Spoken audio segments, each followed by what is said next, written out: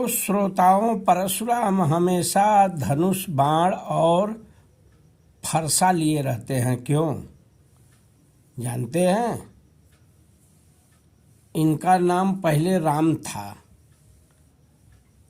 लेकिन एक बार इन्होंने शिवजी का घोर तप किए।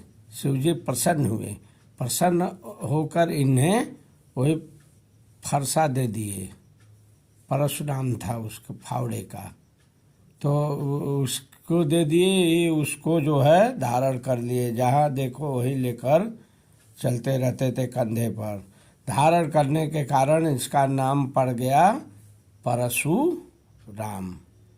और श्रोताओं, बाण धनुष लेकर चलते थे। इसका क्या रहस्य है? इसका रहस्य श्रोताओं, ये विष्णु भगवान, इनके पिता जमदग्नि ऋषि, फिर जमदग्नि ऋषि के पिता ऋचिक मुनि थे। तो विष्णु भगवान ने ऋचिक मुनि को वो अपना वैष्णव धनुष दिए थे। वही वैष्णव धनुष श्रोताओं ये लेकर घूमते रहते हैं। ठीक है, जहाँ रहते हैं वहाँ ये लिए रहते हैं। तो श्रोताओं, एक बार जो है ये जंगल में अपना तप कर रहे थे। तप करने के बाद आए हैं आश्रम पर। पिता को देखे तो पिता इनके जमदग्नि ऋषि बहुत चिंतित दिखाई दिए। माता भी वहाँ थी। इनकी माता का नाम रेणुका था। रेणुका भी वहाँ थी। तो इन्होंने जो है कारण पूछना चाहा। पिताजी क्षमा करें, आप कारण बताएं, आप इतने चिंतित क्यों हैं? हमारे आगमन का जो है आप जो है हर्षोल्लास पूर्वक जो है नहीं दिखाई दे रहे हैं। हमारे आगमन से आपको क्या कष्ट है क्या? फिर तो जमदग्नि ऋषि कहे, नहीं पुत्र, मुझे तेरे आगमन से कष्ट नहीं है। कष्ट तो मुझे उन चारों से है जिन्होंने मेरी आज्ञा का उल्लंघन कर दिए। फिर तो श्रोताओं, परशुराम जी सोचने लगे, आखिर पिताजी बात क्या है? उन चारों ने उल्लंघन कर दिए तो क्या मैं भी आपकी आज्ञा का उल्लंघन कर सकता हूँ?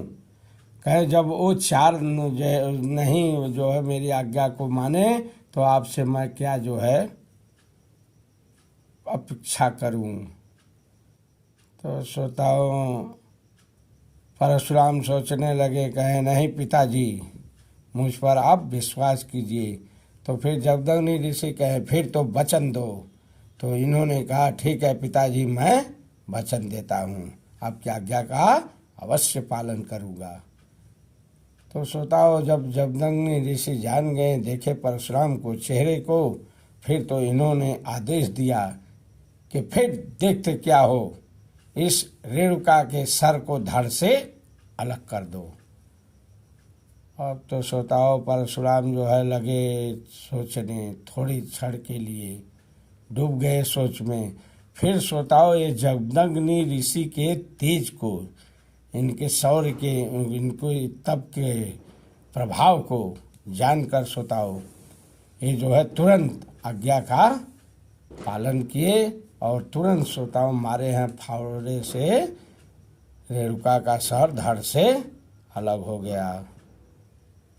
फिर तो श्रोताओं, जमदग्नि ऋषि बहुत प्रसन्न हुए। धन्य हो पुत्र, तुम धन्य हो, मैं तो उस पर प्रसन्न हूँ। वर मांग लो, क्या तुम्हें चाहिए? मैं देने योग्य जो हूँ सो तुम्हें दूंगा, तुम मांगो, आज मैं तुम पर प्रसन्न हूँ। तो श्रोताओं, यहाँ पर इन्होंने जो है मांगे हैं कि माता जो है हमारी फिर पुनः जीवित हो जाए। तो श्रोताओं, जमदग्नि ऋषि थोड़े देर के लिए सोचने लगे। फिर तो श्रोताओं, इन्होंने जो है कमंडल मंगाए हैं, जल उसमें है, जल को लिए है, आचमन किए हैं। जो ही श्रोताओं ये मंत्र पढ़ के जल को जल से मारे हैं जो है रेणुका के सर और धड़ पर, तुरंत श्रोताओं सर धड़ एक में जुड़ गया और रेणुका वहाँ उठकर बैठ गई। परशुराम धन्य धन्य अपने को कहें। तो ये श्रोताओं सामर्थ्य थी जमदग्नि ऋषि में। ये श्रोताओं, जमदग्नि ऋषि कोई साधारण नहीं है, ये सप्तर्षि हैं। इस समय 7 लोग होते हैं सप्तर्षि में ना, तो एक ये भी हैं। जमदग्नि इस समय सप्तर्षि हैं, ध्रुव के चारों ओर परिक्रमा करते रहते हैं ये भी। तो श्रोताओं इस तरह से जो है परशुराम ने अपना जो है पितृभक्त दिखाई वहाँ पर। बहुत बड़े श्रोताओं ये पितृभक्त भी थे। तो श्रोताओं इस तरह से जो है इन्होंने जो है माता का सर जो है धड़ से अलग किए थे। इसका कारण था श्रोताओं, एक बार जमदग्नि ऋषि यज्ञ कर रहे थे और रेणुका को जल के लिए भेजे। रेणुका गई जंगल में श्रोताओं, जल लेने के लिए गई हैं। वहाँ श्रोताओं बीच जंगल में सरोवर था, बहुत सुंदर था, कमल खिला हुआ था। उसमें जो है देवलोक से जो है अप्सराएं गंधर्व आके क्रीड़ा कर रहे थे। ये वहाँ पर देखने लगी।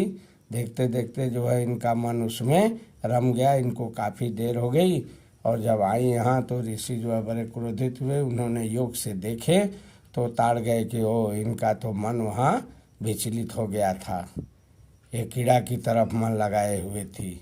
तो श्रोताओं इस पर जो है इनको जो है बड़ा क्रोध आया था। इसीलिए जो है ये रेणुका को सर से धड़ अलग करने के लिए परशुराम को कहे थे। तो श्रोताओ आज की कथा यहीं पर मैं समाप्त करता हूँ। इस तरह से जो है ये कथा परशुराम की पूर्ण हुई। बोलिए परशुराम भगवान की जय।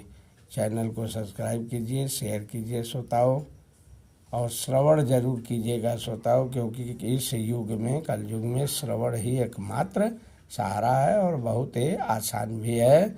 और बाकी जो है योग यज्ञ जप तप व्रत पूजा ये बड़ा दुर्लभ है, ये होने वाला भी नहीं है इस समय। इस कलकाल में केवल भगवान राम का नाम गुण चर्चा श्रवण कीर्तन से ही जो है आपकी जीवन मुक्ति हो जाएगी। इसलिए आप जो है जीवन मुक्त की तरफ अग्रसर होइए और चैनल जीवन मुक्त कथाएं नामक चैनल को सब्सक्राइब कीजिए और लाभ उठाइए। बोलिए सियावर रामचंद्र की जय।